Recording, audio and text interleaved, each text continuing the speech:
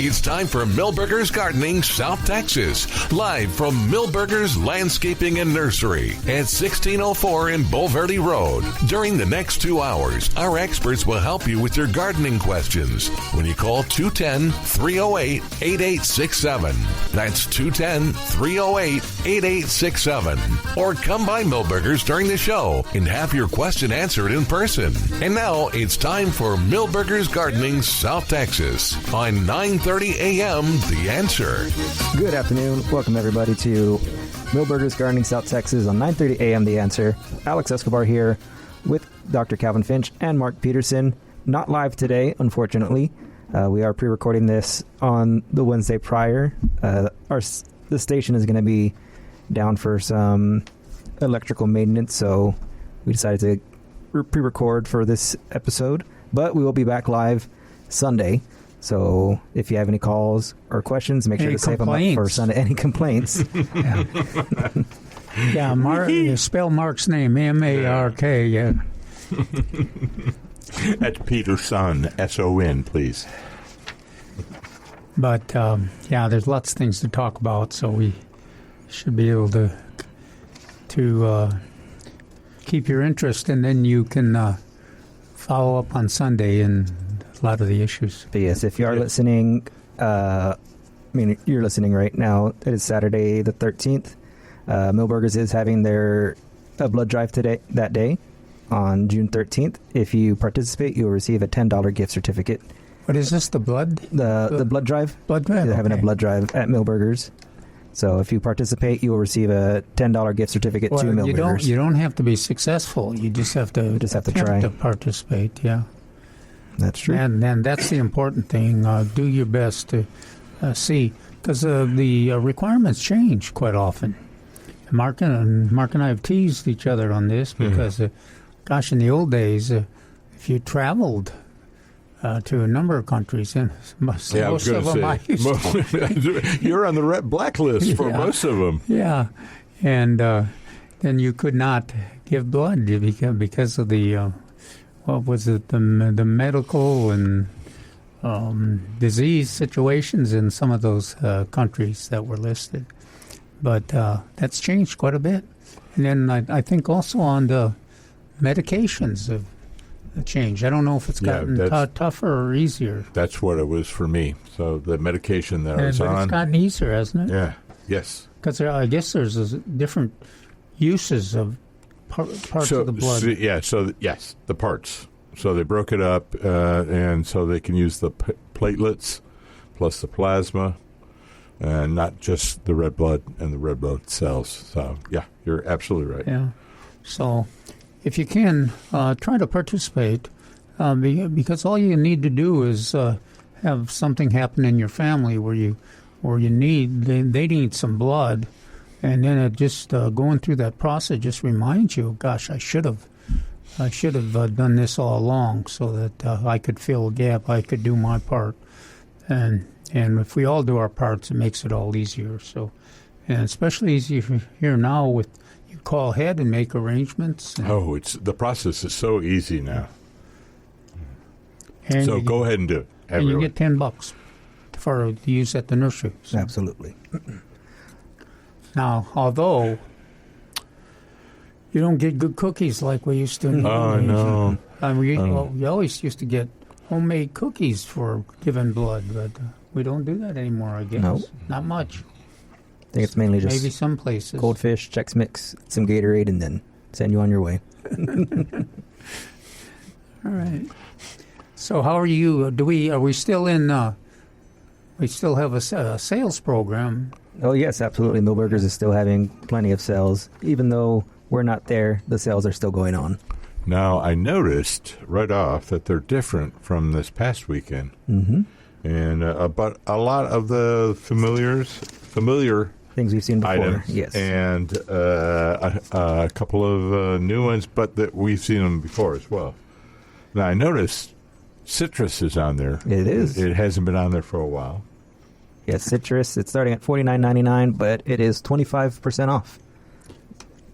Yeah, and then the thing that I noticed there was the 1959 it's working on my columns and the articles, and just, it seems like every other paragraph you mention how important that fertilization is, and especially how useful this 1959 is, because it's 50% slow release, 50% fast release, high nitrogen levels, and then it's got that some complementary iron in there and sulfur, and it's a good all-around product. It's good for the lawn. It's good for trees and shrubs, and you could even use it on some annual beds in preparation. And it's good for any types of lawns that you have? Absolutely. Okay. Now, all fertilizer is expensive, but when you compare fertilizers, you generally compare the cost of the nitrogen. That is the main calculation that you make to see what kind of value you're getting. And this one usually ends up at the top of the list in terms of the value. And it's easy to store, too. That's one of the things I like about it. You don't worry about it losing its potency over, a month or 2 months or even 2 years. It's just keeps working. And just like Mark said, it's useful for almost every situation, except for containers. Of course, we don't want to use it in containers. But here at Milberger's, we've got some good choices on containers, too. Now, the only one I use is Osmocote, but there's other gardeners use. I'm amazed how many different choices there are. And we have those here, too. Yeah. Well, do you remember what they? Of course, we're not at the station at the nursery right now. So, but there's at least 2 other container sources for fertilizing containers. Yeah, a lot more than that. Yeah, there's a lot more than that. But you see a prominent display of the Osmocotes, and then on the sides you see some of the other products, whose names escape me. But a lot of them are specialized too. So we have some rose food, and we have palm food. I use food in it. And I always yell at people for saying food, because plants feed themselves. We fertilize them. But there's also a lot of times people use products like Medina products. Yeah. Both in the beds and containers. Those soluble fertilizer. Well, they have both soluble ones, and then they have Growing Green, which is a very popular one. Now, this is the one we always like to tell people when they say, I want to use Medina products, Growing Green, because I looked at the label last weekend, and it's 323. So this is something that you and I have always brought up is, okay, you can use the organic, but you're going to have to use a lot more. Hurt, yeah. It certainly won't hurt, and it's an organic, that type of organic product. Some don't do this, but that one you can use liberally. And then you wanted to do your calculations. Yeah, exactly.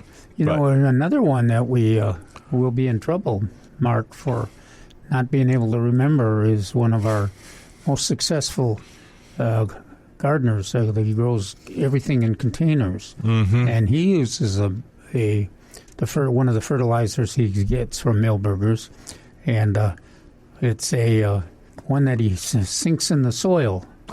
Okay, yeah, we talked about this a couple weekends ago. Agriform. Oh, wow, good work, Mark. Well, it's because we talked about it a few weekends ago. But Agriform comes in various sizes, but not many shapes. It's all same. It looks like a hockey puck. And the smaller versions look like the old mints or sweet tarts. Sweet tarts, as we used to call it.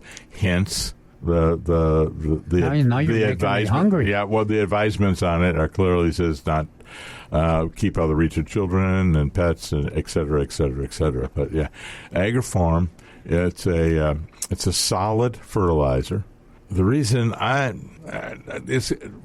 reason it's kind of lost favor is that it has a powerful punch in a small locale. When you put it in the ground, it's going to dissolve. In the container? In the container or in the ground. Oh, that's or right. in the ground. You could use both. Okay. Yeah. You can use it. Yeah, it's that formulation where you can use both. However, when it dissolves, it's not moving very far. And so you have a concentration of nutrients in a small locale. And we always go back, you and I always go back to people think about how the cost of it per unit and if it's going to go and supply the nutrients on a wide area. And we always recommend the Milberger product because the unit cost is so low relative to other fertilizers. Well, I know the gardener that we're talking about that uses it for all his container. Mm-hmm. And he does. We're not kidding. He does use containers for vegetables, for flowers, everything. Yeah, and blackberries. Does he grow blackberries? He's always when I moan and groan about how expensive fertilizer is, especially my fertilizers I use for containers. He says, "Well, Kelvin, I keep telling you to try this." The Agriform. The Agriform, and it's less expensive when you're using it for a small, relatively small container. It does the job and provides the nutrients you need for a reasonable price. And of course, all I know from the testimony is that he produces a lot of wonderful vegetables and flowers and things. So that's one of the products to look for when you're doing your exploring. But Mark's right; they've got that with all my different osmocotes there, and then those 3 or 4 other at least 3 or 4 other kinds of fertilizers to use. So you got lots of choices, and of course some of them are organic, and some of them are manufactured, and the prices are different. And you want to do a review of the labels even on fertilizer, but all of them seem to work. At least some of the gardeners of our whole realm of gardeners that we deal with, each of them has found a favorite fertilizer and uses it. So that's always kind of gratifying that there are so many choices. And as always with any type of fertilizer or product, the label is the law to follow. The law. Yeah. And I was trying to remember the act the other day. It starts with an F. It wasn't FIFRA, or was it the FIFRA Act? I don't know. So we all have to learn when we're young horticultural students. There is an act which is overriding what act. What if we can't remember when we were young horticulture students? All I remember it's roticide, rodent. Roticide, I think, is one of the last ones. I think I found it. It's the Federal Insecticide, Fungicide, and Rodenticide Act. Yeah, there you go. That's now, it. Does that include fertilization, too? I think it covers everything. So, and I know it's a side note, folks, but the label is the law. And, and that's wise, too, because you want to protect the environment, you want to protect yourself, and you want to protect everybody in your family. So it not only the law, it just makes sense to follow the recommendations or the requirements that are on each label for these products that we're talking about. You know, that came up a few weeks ago when we were looking at controlling Bermuda. Oh gosh, I made a real blunder on that. What it was we were looking at products to control Bermuda in the vegetable garden, and Calvin listed in the newspaper. He listed 3, but one was not used, and then you corrected in the next next paper. What I relied on was that I've looked up the products and noted that the active ingredients were the same for a whole realm of them. And that does not mean, though, that you can use all of them for the same uses or in the same manner. The label can be completely different, even though the active ingredient is the same. So I had to go back and with Mark's help and the San Antonio Express News help, radio station's help, that we had to go back and go through the labels and identify those that did allow, and there was a number of them that allowed the use of those grassy weed controls in the vegetable garden. And boy, that really makes a difference now. That Bermuda grass is going strong. With the delightful rain, and I hear we're going to have some more rain. Looks like the whole the whole next week. Well, the lovely Sarah Spivey came out in my Facebook post, and she said Monday and Tuesday we could get flooding. I mean, massive flooding. It appears that there's some moisture coming up from the Gulf. I don't know if it's tropical. We'll know come Sunday. Yes. But she said there's moisture coming up from the Gulf and a cold front coming from the north, so we expect some heavy rains Monday, Tuesday, and Wednesday. Well, the good news is that we're getting mighty close to moving, knock on wood, moving out of the drought status. We're with approximately 20 feet away from our average aquifer levels, and Edwards aquifer levels for this time of the year. And it hasn't taken as long as I thought it would be because, we only had that one big dose, that 7-inch dose. Now that moved it up pretty quick, but as long as we're getting substantial rains, then it at least stays where it is until then we get some more and then it addresses some of the deficit some more. So that we're working towards that goal, and wouldn't that be nice to get back into a situation where the aquifer level is where we expect it to be this time of the year? Oh, absolutely. All right, we're going to take a quick break right now, and then we'll be right back. Again, this is a pre-recording for Milberger's Gardening South Texas on 9:30 a.m. The Answer. We'll be right back.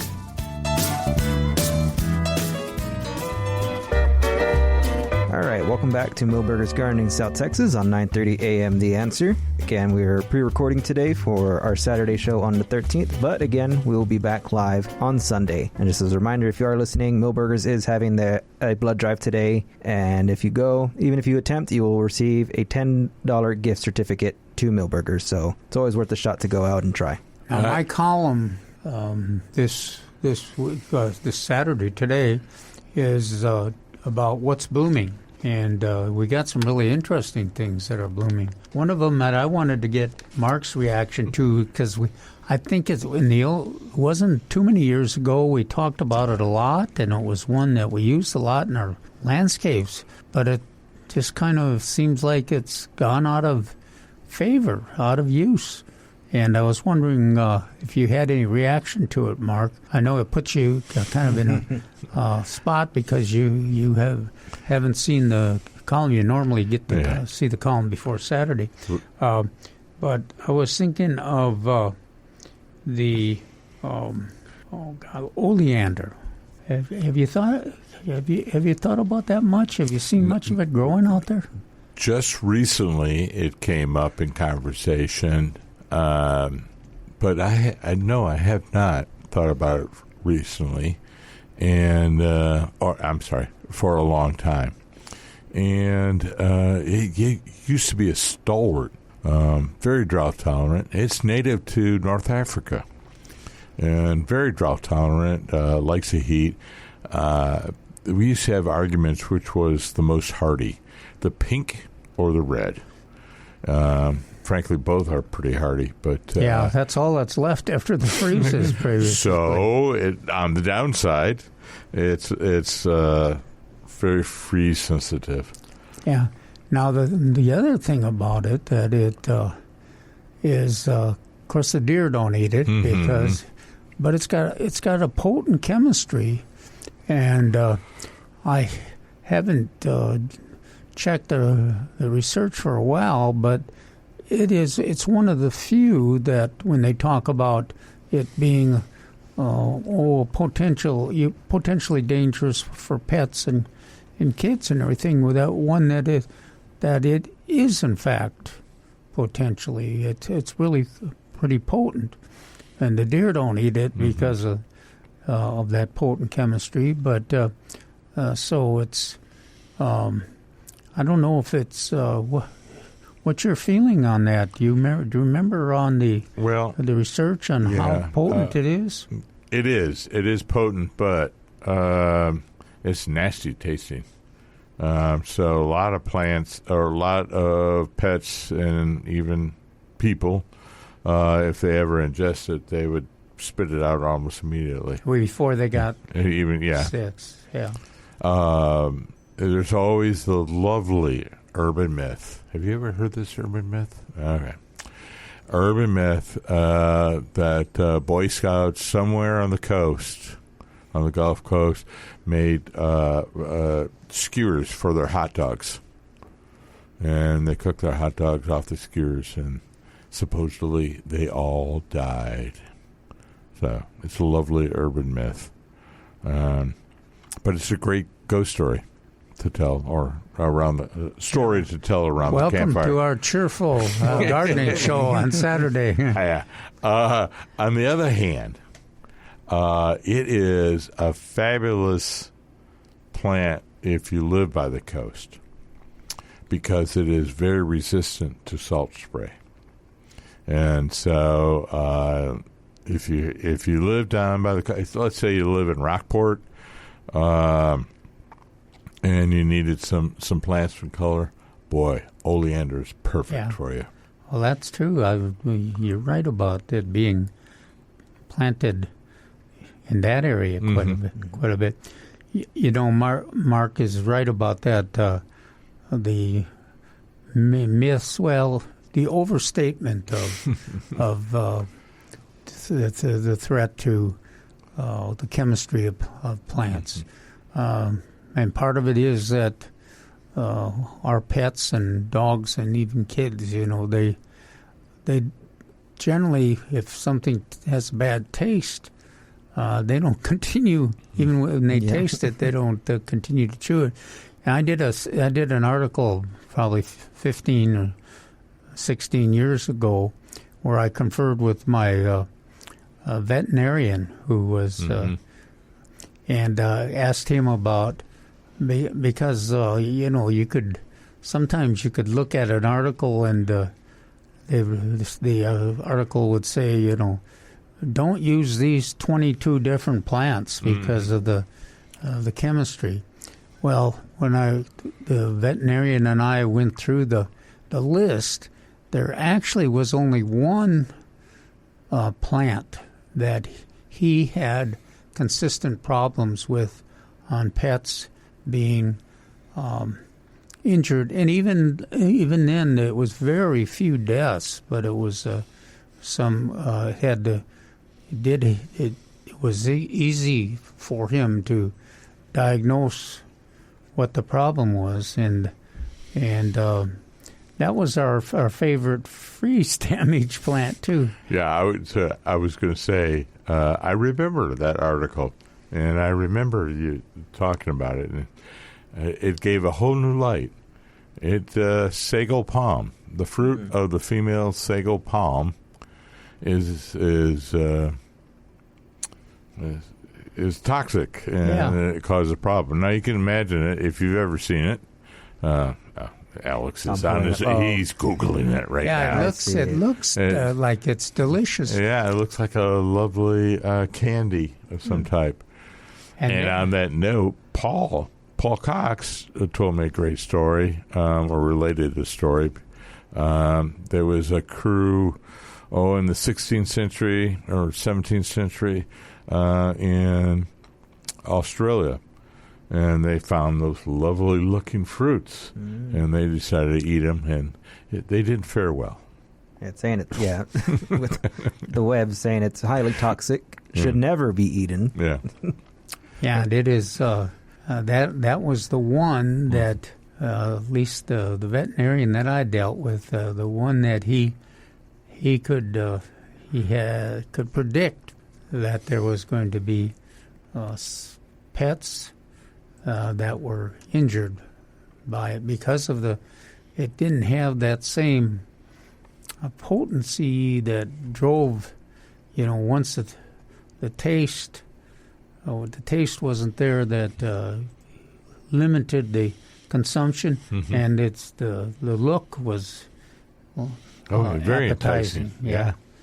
So that one is one you want to. But then let's emphasize the other thing is that there's lots of chemistry in plants. We talk about it a lot, and some of it is works well because helps us keep the deer from eating our plants. But most of them, almost all plants, even when they've got a potent chemistry, are not a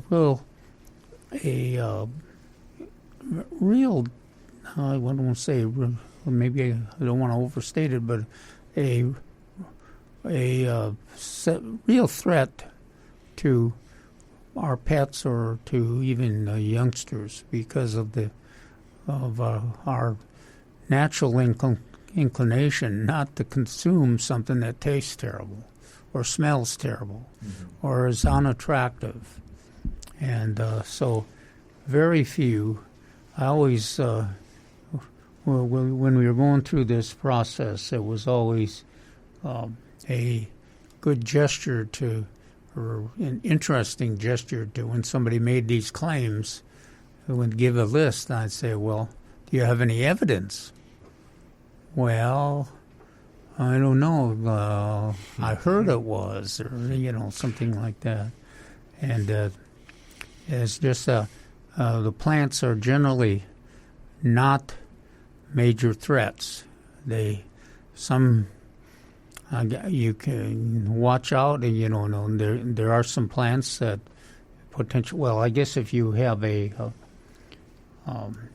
special allergic reaction to something, usually it's not going to lay you down or put you in the hospital. It's usually going to make you a little uncomfortable, but most of the time we are able to survive our contact with the plants, even when they do have a potent chemistry. What else is on your article? Coral vine was one that I taught. The coral vine, Queen's Crown, is blooming up a storm right now, and it's got to be one of the top pollinator plants that there is. Now it's very attractive. You can get it in pink color or red. The red is a little tamer, I think, than the pink. I would agree. Now, I was trying to look for some red the other day. It's harder to find, but it is, what's the word we like? Restrained. It's much more restrained in its growth. Or civilized. Civilized. There we go. That's a nice one. The saving grace on this, besides it being an attractive plant and being a favorite of the bees and the butterflies and the hummingbirds, all the pollinators, it is real sensitive to cold. So you can count on it to freeze back every winter here in the San Antonio area. Do the deer eat it? We've debated that.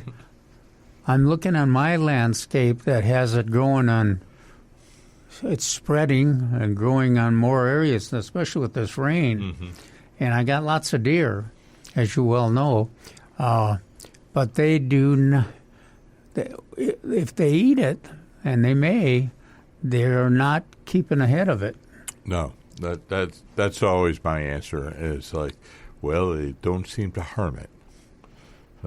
It continues to grow regardless. Some of the honeysuckles are even that way too, where they grow so fast, and they're not so tasty that they really attract the deer, and so they are able to survive the deer feeding on them. And it seems to be that the coral vine, that's one of the things we got to check out, Mark, is to see. We'll have to see if the gardeners will tell us if they've had any experience with the coral vine and the deer eating it. And based on how it spreads, I don't think so. Yeah. I would just say, based on my experience, no empirical evidence that it doesn't really phase the plant. Deer predation does not phase that plant. One of the few plants that don't. Now, another of those plants that we've got on this list is that's one of my favorites is the annual sunflower. And I had a couple of visitors to my yard today, and as they looked up the top of the annual sunflower up there, 8 and 10 feet tall, they said, "I didn't realize that those sunflowers grew that high." And I said, "Did you realize that they cover the whole yard too if you let them?" Because that's one of the things I talk about. I love them because of the attraction that that our favorite lesser goldfinches have to them. Not just lesser goldfinches, regular goldfinches, cardinals, any seed-eating chickadees, any of the seed eaters are attracted to sunflowers because of the high protein seeds, and they must be really tasty. And not just the birds, too, the squirrels and everything, too. So if you want to have lesser goldfinches come to your landscape year-round, that's another advantage. They're not like the American goldfinches. They don't disappear during half the year. These lesser goldfinches will be hanging around, and if they'll take advantage of the sunflowers. The sunflower seems like they never run out of seed, Mark. No. No. There's got to be hundreds, if not thousands, of seeds in there. Well, and part of that is the seed production that attracts the birds, but the other part of it is that it means that you got a potential of having this.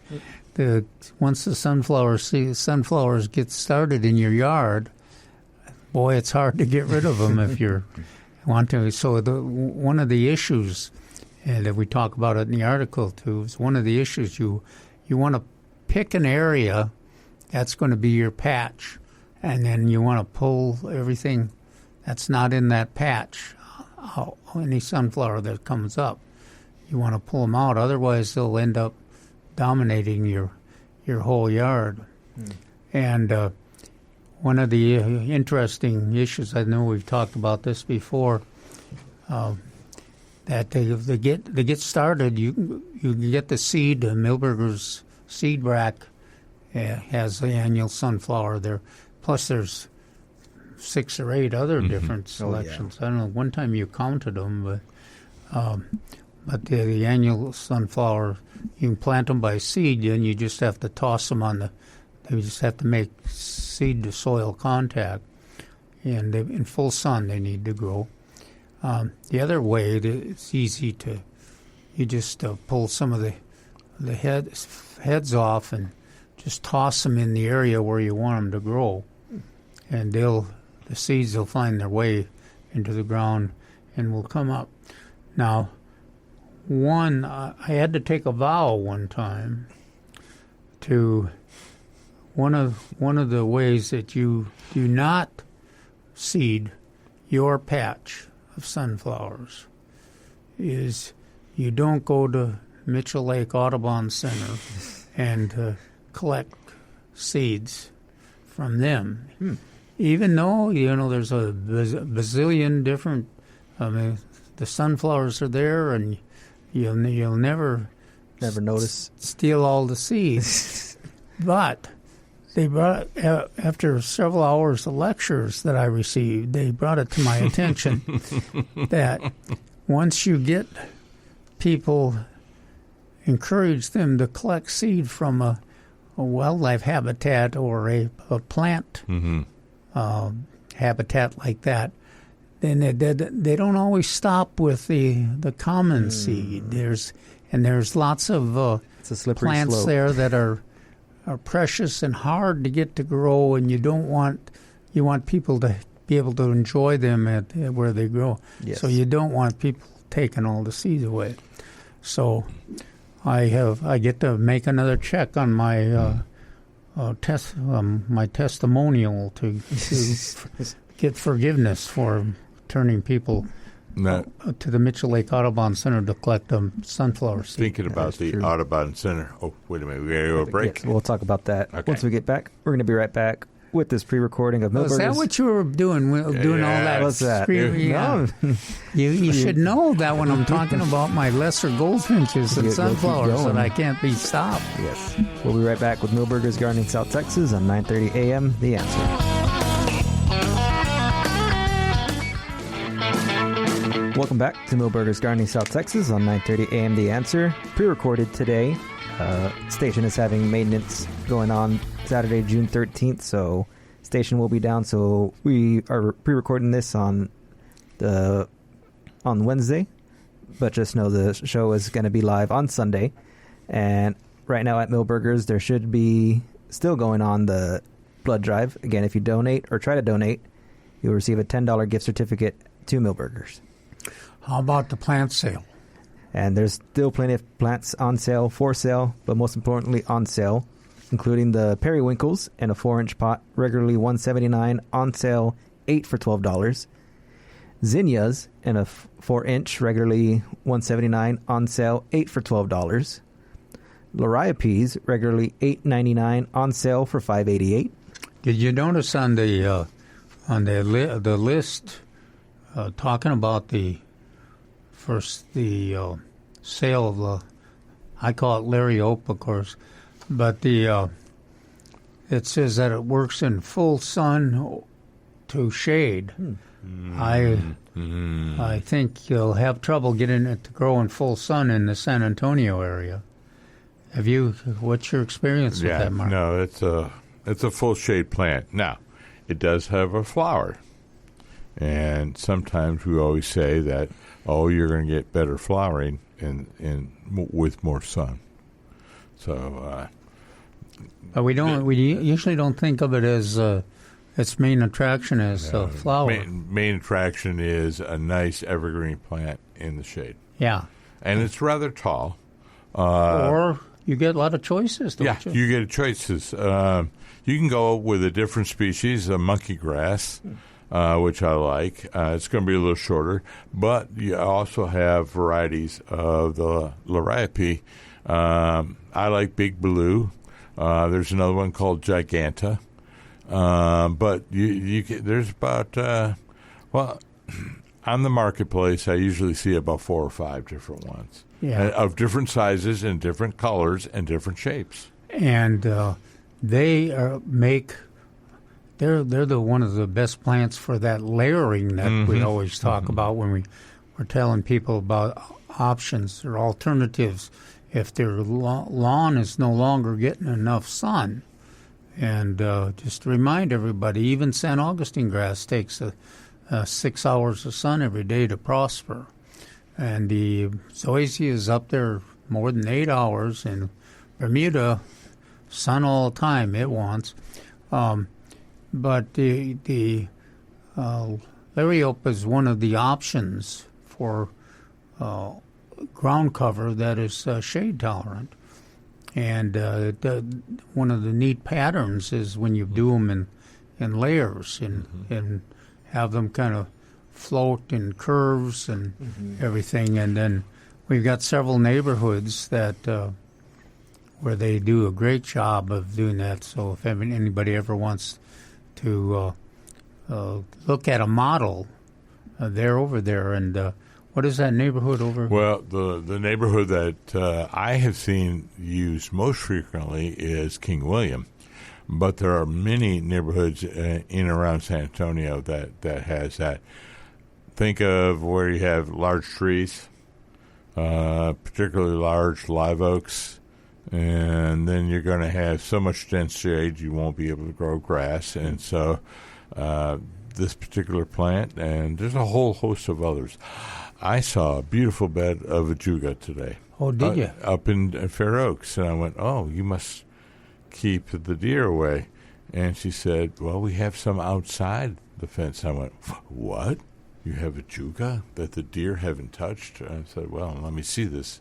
And it was very beautiful. Well, tell us a little bit about what does that ajuga look like? The juga is a smaller, flatter plant. It will spread because she was very excited on how fast the juga spread. It's also called bugle weed. Produces a little bluish to purple. People argue all the time. What kind of flower it has. It has a distinctive leaf pattern, but it's flat. And so, again, this layering, what we talked about, in shaded areas, you can have, like I said, curves and bends as well as circular patterns around live oaks. So it's very useful on that.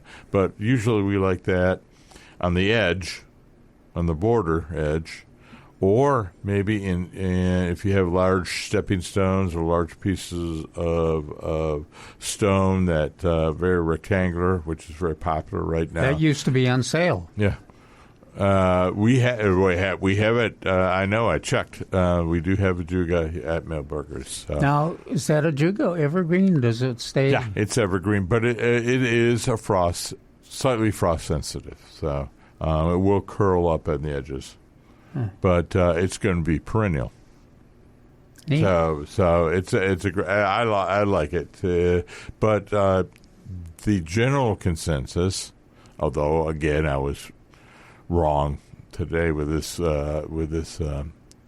lovely young woman up in Fair Oaks, the general consensus is that it is a deer attraction. They like to munch on the leaves.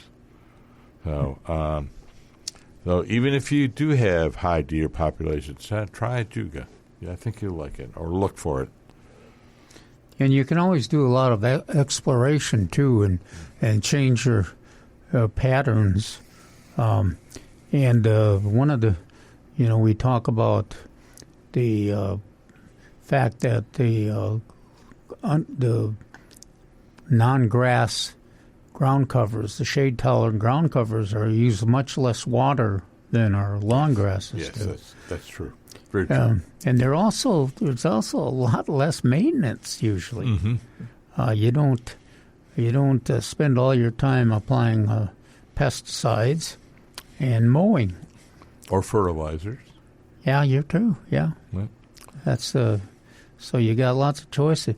And why we're bringing this up? One of them, it's a good environmental addition to the landscape. But the other thing is, a lot of our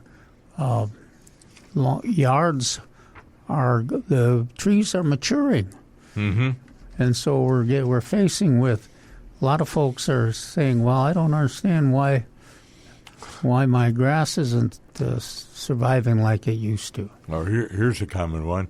I've had to resod my lawn in the last 5 or 6 years, over and over again. I went, well, have you checked the shade recently? Oh, when we put the lawn in, there was in complete sun. Okay, what about now? Yeah. Well, there's a little bit more shade. Yeah, then we find out, there's a lot more shade. We'll get pictures sent to us, too. And, they say it's in full sun.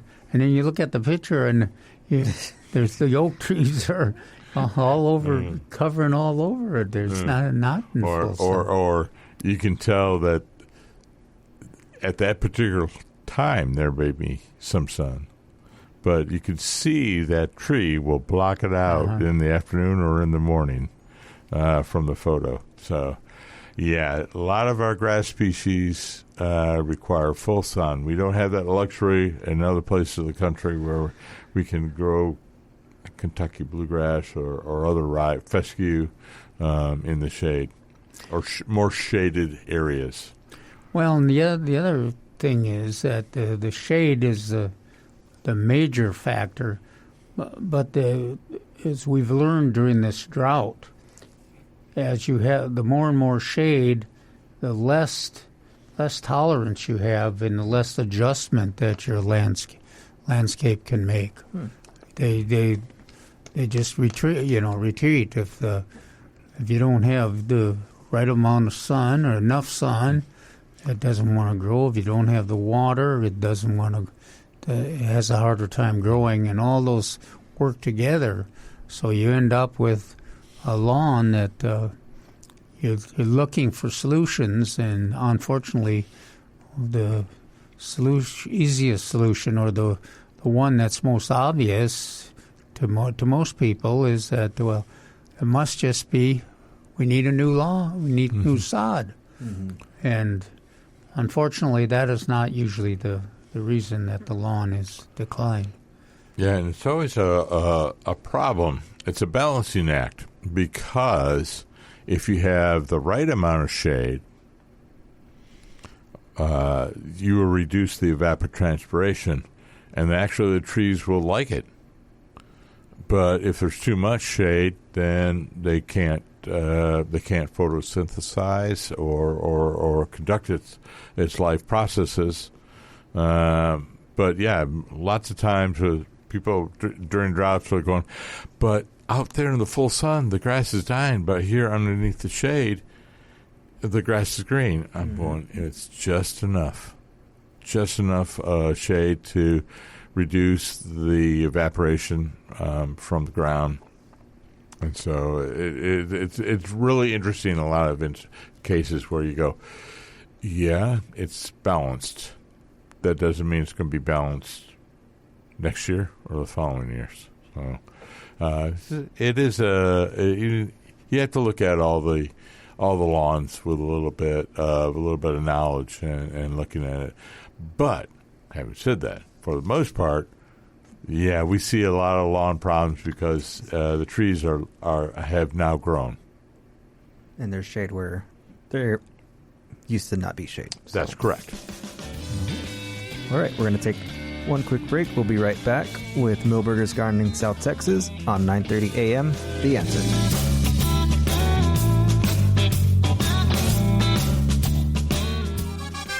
We're back with Milberger's Gardening South Texas, live from Milberger's Landscaping and Nursery at 1604 in Bulverde Road. Come out to visit or call us at 210-308-8867. That's 210-308-8867. And now back to Milberger's Gardening South Texas on 9:30 a.m. The Answer.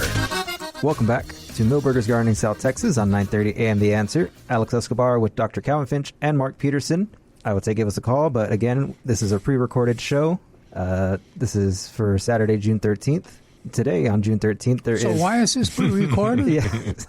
The station that usually broadcasts our show, they're doing some electrical maintenance to the entire building, so it's not just our studio, it's the entire 12 floors that the power is going to be off for pretty much half the day. So their choice was to electrocute us or to pre-record? Well, probably electrocute Al, but... No, say no.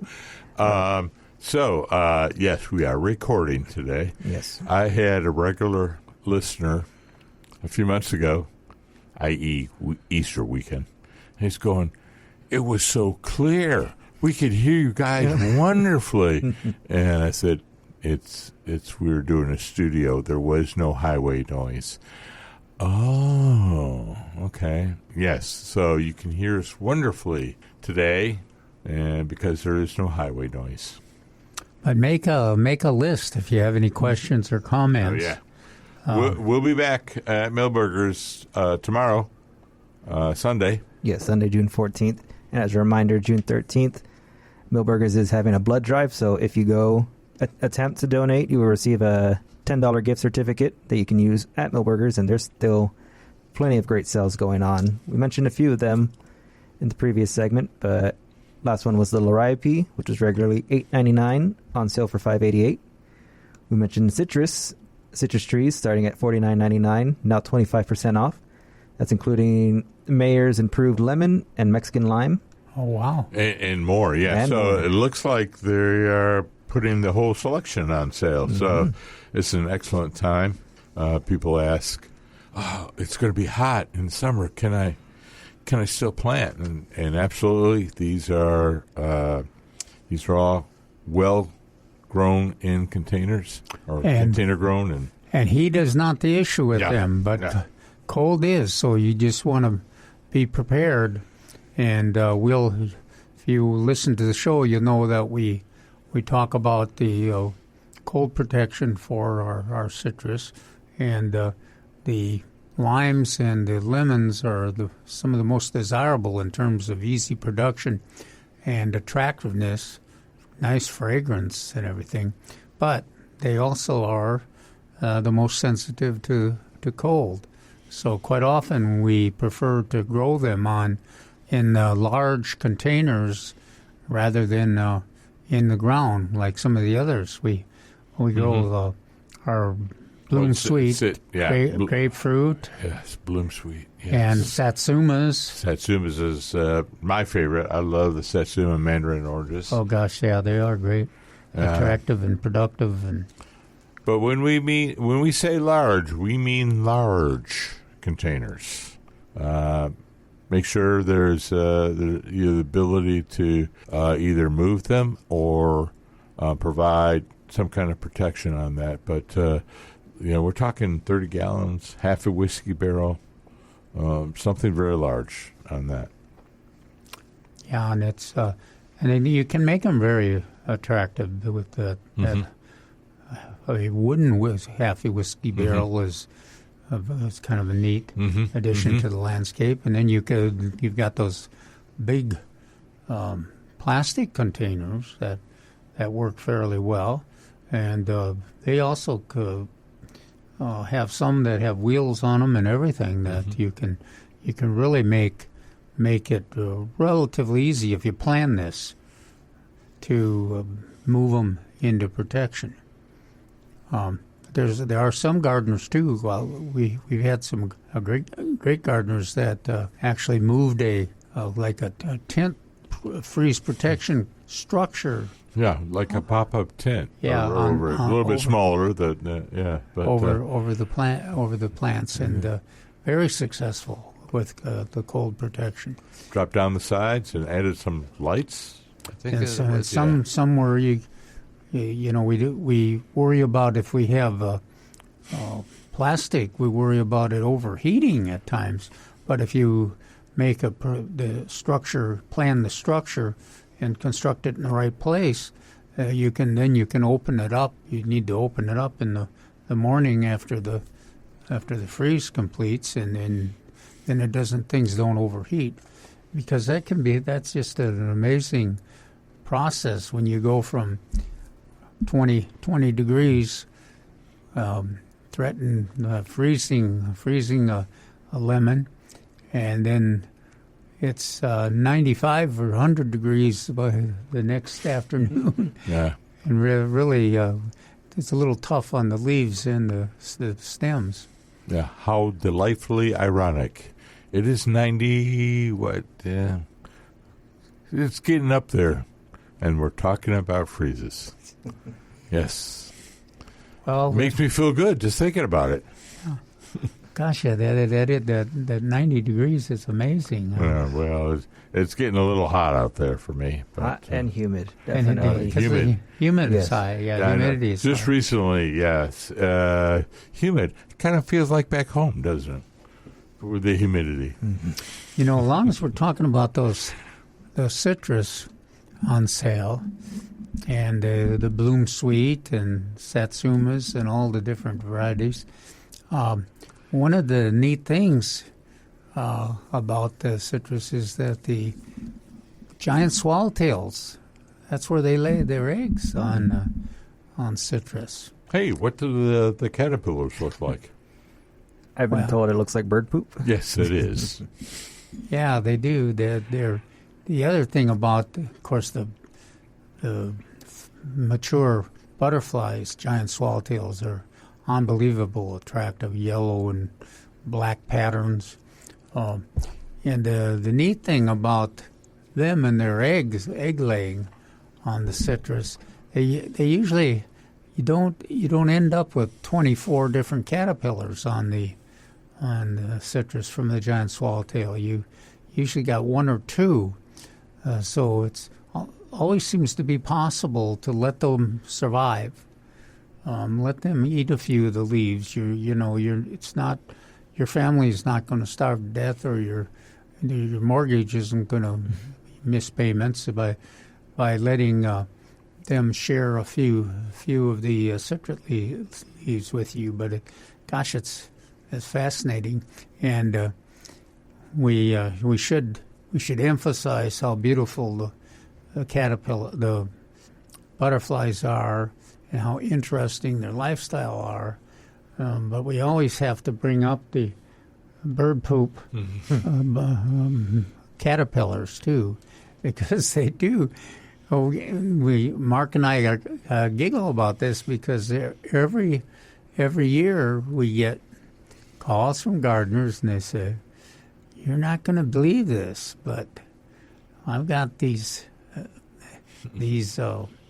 caterpillars, and I couldn't figure out what they were for a while, but they look just like bird poop." And that's what they do. And the good news is that they're just a few of them, and they don't do a lot of damage, and they end up producing those giant swallowtails. Now I've got another. Our monarchs are out of town. They won't be back until the fall, but we'll be seeing a lot of other butterflies. The queen butterflies, which are cousins of the monarchs, will be laying their eggs on the milkweeds. And another one of the butterflies and the plants that are involved with them that I wrote about in the article today is the passion vine and the fritillary butterflies. At passion vine, a lot of different passion vines. I was just going to say that. There are about 6 or 7 different ones. There's a couple of native ones. There's a introduction. It's very pretty, but it is an introduction and can become aggressive. So, try to get the native ones. They're pretty as well. That's what I like the natives too, because they attract the fritillaries, which have the same coloring as the monarchs, that orange, but they're longer and thinner, and they don't have all the pattern on the wings like the monarchs do. But these the natives, that passion vine that Mark's talking about, it's got that nice kind of purple flower. Yeah, white, a little white and a little purple. Yeah, but and it will grow 8 to 10 feet away from its origin out of the ground, but it freezes back every winter, so you don't have it growing 72 feet like some of the passion vines do, and some of them quite often will get eaten, all the foliage eaten off by the butterflies, and then you'll have all the stems. The good news is that they grow back pretty quickly, but I'm with him. I think that the desirable route is on those fritillaries is to encourage. And I don't know what I got interested in the fritillary butterflies and the passion vine, and suddenly I had passion vine in the landscape. They grow easy. They'll grow from seed, or from even you can dig a little piece of the root and a top out of the ground and transplant them, and they grow successful. Is that another name? Is that maypop? Yeah. Yeah. Yeah. And then they have that fruit, that attractive fruit. One of them is the native. I'm trying to remember what one of them's got a red. I think the non-native got a red fruit. Yeah. And then the native has the other color fruit. But that fruit generally is not the major attraction to wildlife, but the wildlife does eat it. The birds will pull it apart and eat it, and insects will, and some of the rodents will too. So that's a attractive plant to have in your landscape, and a controllable plant. We haven't talked about passion vine in a long time. Huh? We haven't talked about passion vine in a long time. Yeah. Yeah, that's I kind of like. I've tried to make squares of the various butterfly nesting sites, and I've got the passion vine square, and of course several different milkweed squares, and that's an attractive one because of the blooms, and because you can do a little pulling, or and you can have it masked over that square and have the raised bed, but you don't have to let it grow over the top of the buildings like some of the vines that we're talking about. The last plant on my list is I figured we need some relief from all those vines and big plants. So what do you think it is? Horse herb. Horse herb. And it's with the rain, it is going gangbusters. For anybody who has a backyard that's kind of more, I don't want to say wild, but a little bit more wild. Or if you've seen any of the parks, it's amazing how high and how far and how green the horse herb is. Yeah, and always amazes people too. They'll always get these reports, and I know you get them, Mark, about the deer are eating my lawn. Well, when you look real close, they're eating the horse herb or the broadleaf. They generally don't eat much grass, but they will eat horse herb. And then the other thing that eats the horse, that uses the horse herb, is our black swallowtails, and they like the nectar from the horse. Yeah, it's amazing how many plants can get the nectar out of that small little yellow flower. It's always amazing to me, but they do. No, I always rely on you too to talk about that other. Now the certified butterfly garden at Milberger's, one of the main plants there is horse herb, and it's a native. And when they're certifying, when wildlife, Texas Wildlife are certifying, or National Wildlife are certifying, that's the plant they like to see there. And then the other one that it's the other one that I really like is frog fruit. Yeah. And that has a nice little white flower. It's roundish, and then sometimes it will open up to be, you can see the petals, but usually you just see those little white flowers coming up. And they're like a little ball. An eyeball.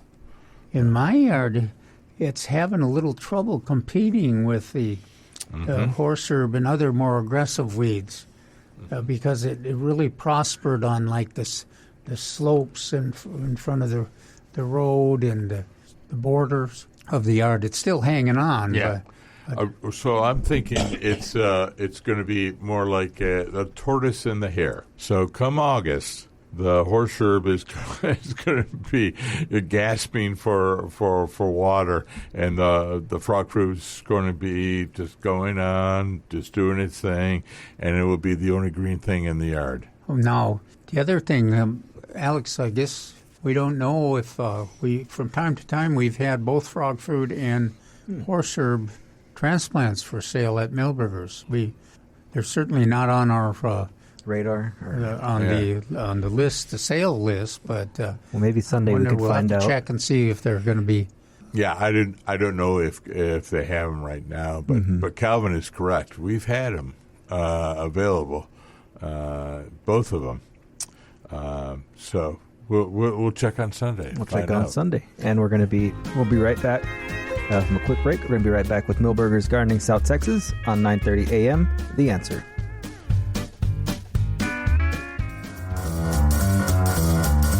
And And welcome back to Milberger's Gardening South Texas on 9:30 a.m. The Answer. Again, this is a pre-recording. Milberger's is still open.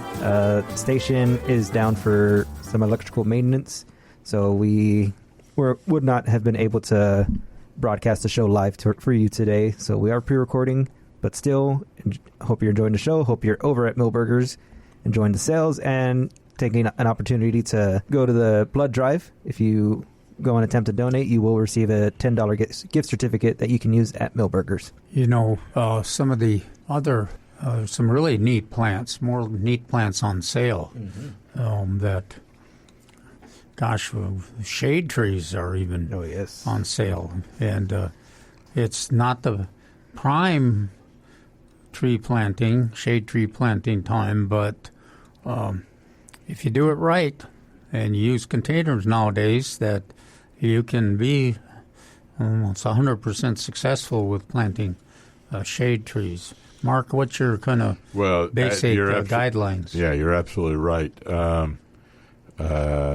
Container-grown plants are an excellent way to plant trees. Just remember a few things, and that is a nice big hole. It doesn't have to be round. Would prefer maybe kind of a rough, squarish or triangular shaped hole, and then not very deep. So we've learned over the last couple of decades that planting too deep is actually detrimental to a tree. So make sure that the top of the root ball is above the grade, which is different than what many of us learned. And then make sure you have water, because you're gonna fill half of the hole back in, or the backfill back in, and then water that, and then fill the rest of the soil in and water that well in. And the idea is you're getting rid of all the air pockets and everything, and allowing the soil to settle right around the tree root ball, the root ball. Thank you. Around the tree. And then you make sure that you're going to be consistently watering them. And, of course, I have my little mnemonic device, a 3-2-1, where I'm watering in the absence of rain 3 times a week, and then for a month. And then the next month, you're just watering twice a week, and then finally just watering once a week. And then you're watering twice a month, depending on the amount of rainfall. It's very, very, it's simple, but you want to be consistent on that.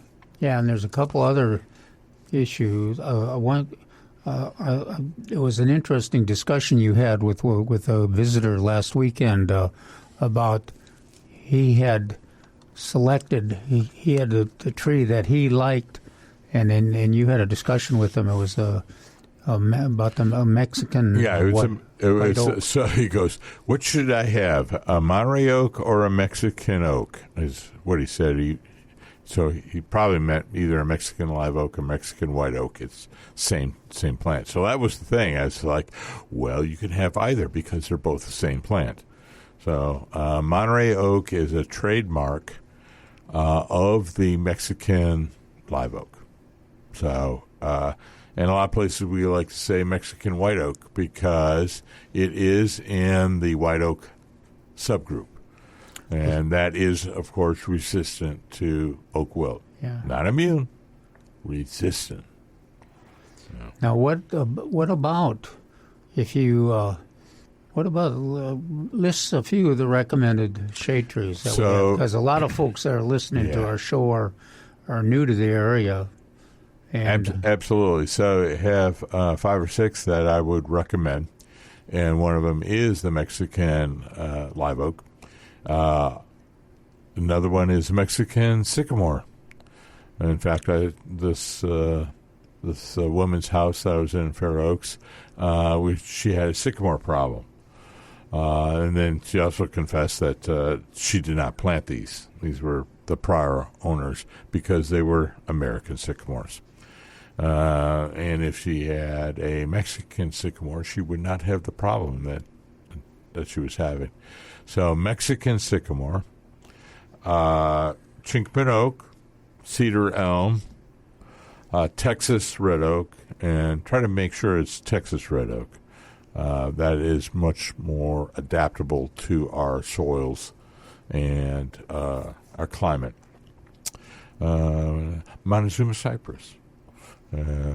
We have one at Milberger's that I really like. I like to point out to people that it's a beautiful tree. Not the bald cypress along the Riverwalk. This is another cypress. This is down in the Rio Grande area in northern Mexico. It's a little bit more drought tolerant. It grows faster. It's a little, what would you say, weepy? It looks like a weeping willow-ish. So let's see. What did we say? It looks to me like it's full of muscle. Yeah. Well, the stem and the branches certainly are. So which ones did I say? Did I miss any? Well, of course you missed one. Well, live oak, I guess. Yeah. Oh, well, yeah, live oak, but also one that's going to be featured in my column next week on producing berries for birds. How I could forget our favorite Anaqua. Yeah. This is quite a. Mark lets me get away with this, but for years I was not much of an advocate for Anaqua. But no, I wasn't either. But I've learned. I've watched it. And I've got one that grows in my yard that I just love now. It's dense, and it doesn't grow fast. It grows relatively slow, but the blooms are attractive in the spring, and then the berries are ripening right now and getting just eaten up by the birds. It's such a dense, dark green plant, and you can't really identify the birds that are in there until you get close, but you can see the motion in there. They're in there. They're feeding those berries. I used to describe them as yellow, but I think most people say they're more orangish. Mm-hmm. And they go through different shades of color. So yellow, and then yellow to orange. But you could have both those colors on the tree at the same time. And nice shape from that. And shade does provide pretty good shade, and is an attractive addition to the Landscape Plus. Very drought tolerant, and occasionally we're kind of at the northern edge of its range. So if it occasionally we have a cold spell in the winter, it'll occasionally drop its leaves, but they always seem to come back. In fact, we had it this year. There's a lot of Anaquas that the leaves turn brown. They turn it like a dark purple, and then they fall off brown. But they always come back. I guess we should bring this up. I don't like it when it's called sandpaper tree, but well, now it's technically called Aggie sandpaper leaf tree. So, kind of disparaging our lovely, wonderful university in College Station. Yeah. And but that both of us used to work for a long time. And I actually went to it. Yeah, I didn't go to it, no. But, yeah, there's a lot of good trees to choose from. And all of those are available at Milberger's? Yes, absolutely. Yes. Oh, yeah. And then the other one I'd like us to mention, Mark, is Arizona cypress. Oh, yes. Because that's technically a native, I guess, depending on your definition of it, and it's got a lot of choices, and it gives people another option of getting a conifer. And they do have different shapes and sizes and colors as well. Yeah, and you talk about a drought tolerant plant and an interesting plant, another good wildlife plant too. Because it's an evergreen, of course. If someone particularly in the hill country, had an area and they wanted to provide a little border or hedge, that would be an excellent tree to do that. Instead of the other cypress that there's lots of different choices. I just would love that if you lived in an area within soil, on a slope, boy, you couldn't beat Arizona cypress. Yeah, I think you're right. Alex, we should let Mark also talk a little bit about the Texas sage, about a cenizo, too. He's done all that research on it. So, Do we have time? Do we have We time? do. I just want to, we mentioned shade trees, but 15 and 30 gallons on sale, 15% off. Just want to give people that notice. But yes. We started going on and on about it, as is our wont, going on and on about the trees. But yes. The Texas sage, it's also on sale. Number 3, regularly $24.99, on sale $18.88. So if you want to. Well, I had staff. This is a couple of weeks ago. So I asked staff, I could give me a list of. We're going to be talking about the Texas sage. Give me a list of what we have available. And as I mentioned when we started the show, I went, oh, yeah. Where did that list go? Oh, I think I disposed of it. But I can do some of it from memory because there was one that was available, that was on sale. It was called San Antonio Rose. And I'd never heard of it before. So I did a little research on it, and it's one of the smaller varieties. So that works well. I was going to mention it when we were talking about Anaqua. Today's landscapes are smaller than the previous landscapes in the 70s and 80s, and they're even smaller now. So you want to maybe look for plants which are a little smaller than their cousins, and San Antonio Rose is a great Texas sage. We also have traditional ones, Convent and Laredo. These are they've been around for a while. They're very, very good. Produce beautiful have beautiful silver foliage with purple flowers. Very wonderful. So we have a couple more, which I can't remember What is the that name. Texas rose flower color? That's also the same purple color, Okay. maybe a little lighter is what I remember. They don't have Lynn's Legacy. I always ask if they have that. So Lynn's Legacy has a light lavender. No, what would Yeah, kind of call well, we used to even say it was almost blue. Yeah. Yeah. The first time we saw it, we were doing the show. Was years ago out at the Mitchell Lake Audubon Center, and we were on the porch there doing the show, and we were just amazed that the hummingbirds were just flocking to those blooms on that Lynn's Legacy, and we argued for a while on whether it could be, how could it be a cenizo? That's a native drought tolerant, pest resistant plant, and it is looking so fancy. Well, as is my want, I walk up the stairs and on Sunday, and they'll come running up and go, "No, we do have Lynn's Legacy." So call us on Sunday after listening to this, and we'll find out if we really do have Lynn's Legacy. It's named after Lynn Lowry, wonderful botanist. I happen to know him in his later years, but he was a very nice gentleman. But it's great. Yeah, there's a lot of us wonderful botanists that you know from later years. Some of them are past. Lynn is past, but yes, I used to know. Some of them are cranky. There are a few cranky ones out there, botanists sure. that I knew. But yeah, try that. A lot of different sizes and that. Texas sage.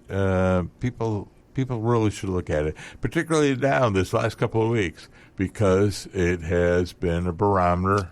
Oh, yeah. And my Lynn's Legacy has been blooming up a storm. Yeah, I'm not sure what type I have, but it's been blooming up a storm. Nonstop. Yeah. So the idea is that right before a rainfall will occur, the Texas sage will produce lots of purple flowers. That's according to the lore. The former radio host swore by it, but I am swinging that direction. right. And we expect that he'll be out of the asylum soon. Yeah, very much. He'll be hitting a halfway house shortly. All right, we're going to take one last break for today. We're going to be right back with Milberger's Gardening South Texas on 9:30 a.m. The Answer. Welcome back to Milberger's Gardening South Texas on 9:30 a.m. The Answer. As a reminder, this show is pre-recorded, so hold all your phone calls for tomorrow's show on Sunday. But while you're listening, if you're at Milberger's, make sure to stop by and try and donate to their blood drive. You'll receive a $10 gift certificate to Milberger's, and there's still plenty of great options there.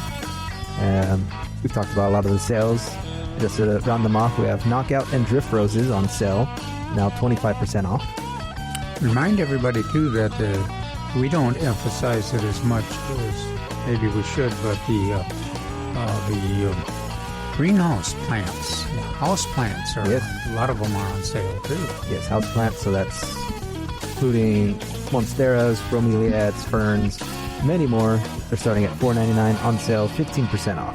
You need to look at those, the orchids. Yeah, I was going to say, you talking about our orchids? Yeah. Now, try to remember the name. Phalaenopsis. Okay. Yeah, Phalaenopsis orchids, we always, for years and years and years, gardeners have talked about how delicate they were and hard to grow. But the Phalaenopsis orchids, they're still beautiful. Every kind of flower you can think of. Relatively easy to grow.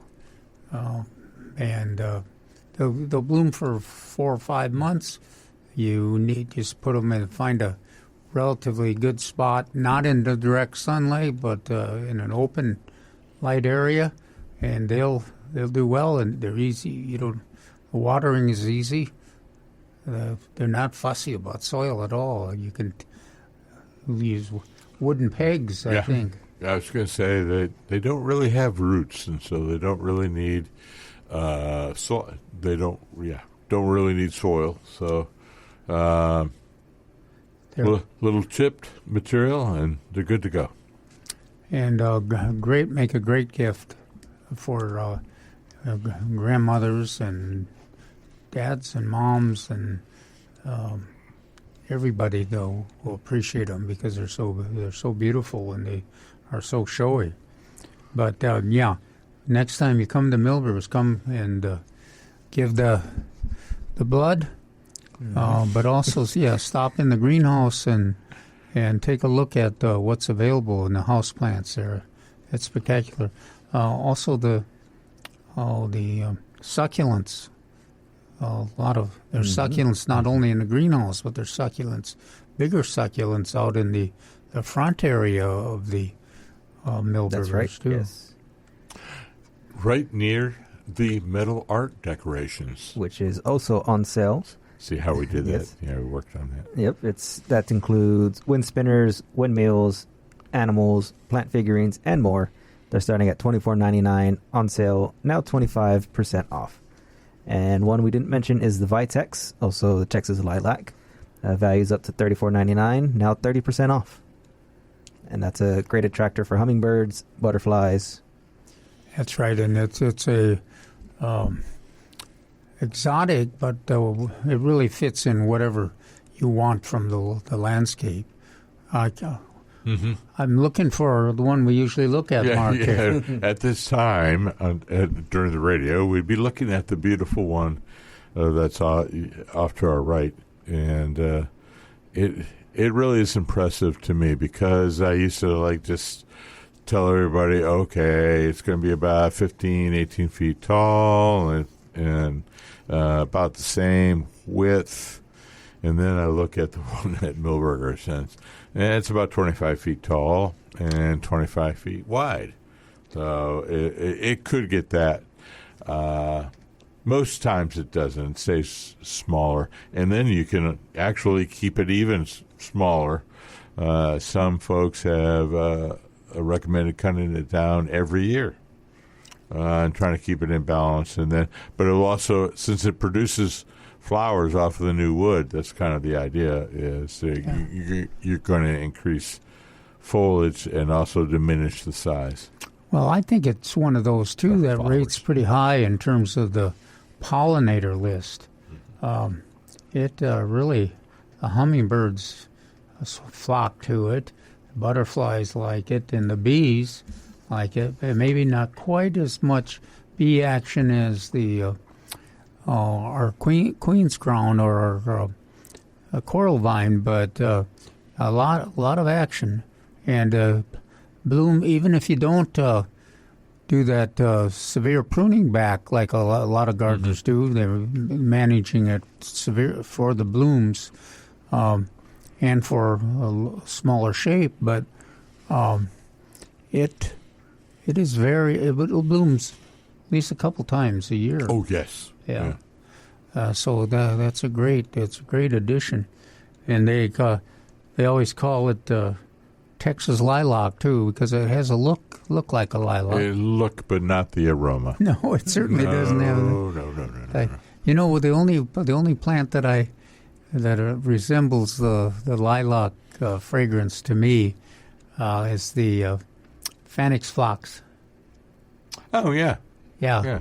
That's where we discovered in front of this was years ago, and the first time I saw Phoenix phlox, and it was placed just like a lot of the perennial flowers are now in front of our front porch where we do the radio show, and I couldn't believe that fragrance, and it smelled just like. And we started talking about the fragrance and how it was just like the lilacs, and I'm not kidding. There were the usual 60 or 70 plants there, and they all sold that weekend because everybody was. A lot of the people were familiar with lilacs, and they wanted to test this, and then we had everybody giving testimonials about, yes, you're right, it does smell like. Of course, then we got a little tougher on our fragrance tests, and some people checked, and it's not quite the same, but but it was close enough that all of them sold off. But it's another thing about that Phoenix phlox is that it is very tough growing. I got some that just keep coming back every year, and that's unusual for phlox here. But Phoenix phlox is great. I believe it's a superstar. I may be wrong. I think you're right. Yeah, for sure. And we'll be blooming soon. The foliage is grown up and it's kind of on the verge. It'll probably appear in one of my What's Blooming Now articles within a few weeks. But for now, it's not. But I don't think we haven't seen it yet at the nursery yet. But they will. The staff will tell us. They're very good at that. If an order comes in, they'll let us know, so we can promote it on the radio. So one thing that is, did you want to cover something? There's just one last item we didn't touch base on was the holly ferns. I was going to mention that. I don't think we've ever had holly fern at the list. Really? The list, holly fern. Yes, holly fern, number one, regularly $12.99, on sale $8.88. So if you have a live oak or a pecan or even an aqua, or both, or all three, and you just can't grow anything, try holly fern. And the reason I say that is there are places down the Riverwalk that have an overpass or are underneath one of those little caverns like thing. And if you see a plant growing in there, I bet you it's a holly fern. So it likes deep shade. You say it's deer-proof here, too. Yes, yeah. Deer and rabbits. If you were a deer or rabbit, would you eat a holly fern? No. But I would eat the deer or a rabbit. Yes, I would too. Yeah. In a heartbeat.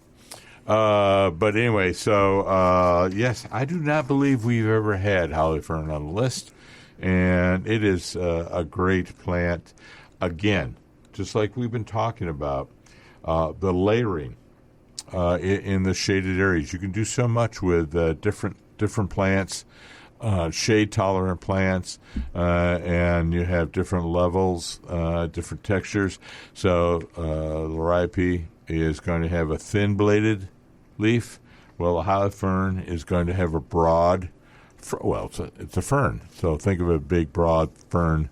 So there's lots of things you can do with that as well. So the Liriope does well with it? The layering? So it is another component which you can use in this layering effect that we talk about in the shade.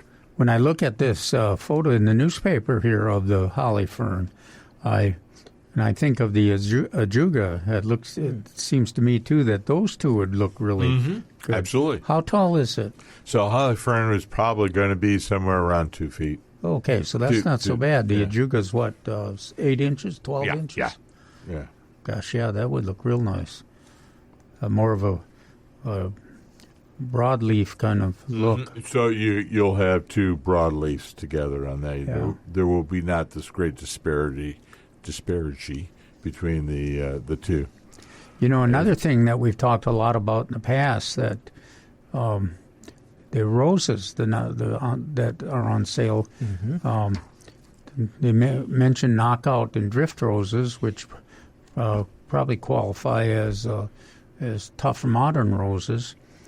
We've also got a few there at Milberger's that are roses that we've fit into that category that we've pursued for quite a long time, including the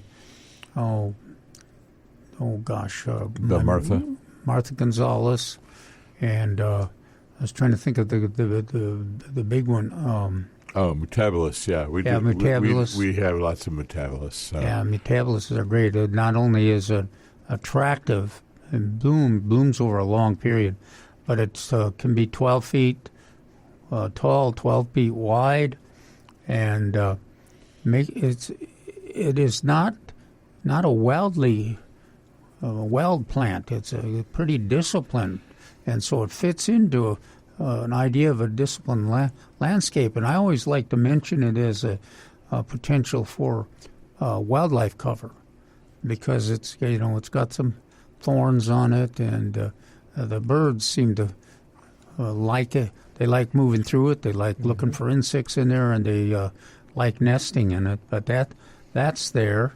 And then our other Mrs. Dudley Cross, we had a few of those there too. That is our color of the flower is kind of a light pink. Is it a pink? Yeah, that's what I'd say. Yeah, it's a little bigger than the Belinda's Dream and our pink Carefree Beauty. Gets to be about 8 feet. They stay about 6 feet. But again, it's another disciplined plant, tough. It's amazing that we have a whole list of these roses that fit the definition of xeriscape plants. They can survive, without supplemental watering. Now they'll do better if they get some supplemental watering at times, like this past drought period. But in a normal year in Central Texas, South Texas, they'd do fine, and they'd bloom for that 8 or 9 months of a bloom season that we usually have. So these are some of the varieties. There's hybrid teas on sale too. There's so many, yes. But all the selections at Milberger's are available on this sale. But some of those tough modern roses and old-fashioned roses are Lady Banks roses. I think there's some Lady Banks roses in there too, in the selection that are available. Oh, absolutely.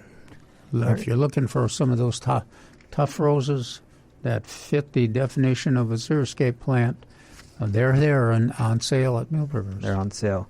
And we just want to thank everyone for listening today. Again, we are pre-recording, but we will be live on Sunday, June 14th. So if you have any questions that had popped up today, be sure to call us tomorrow or come by to Milberger's. We will be there live.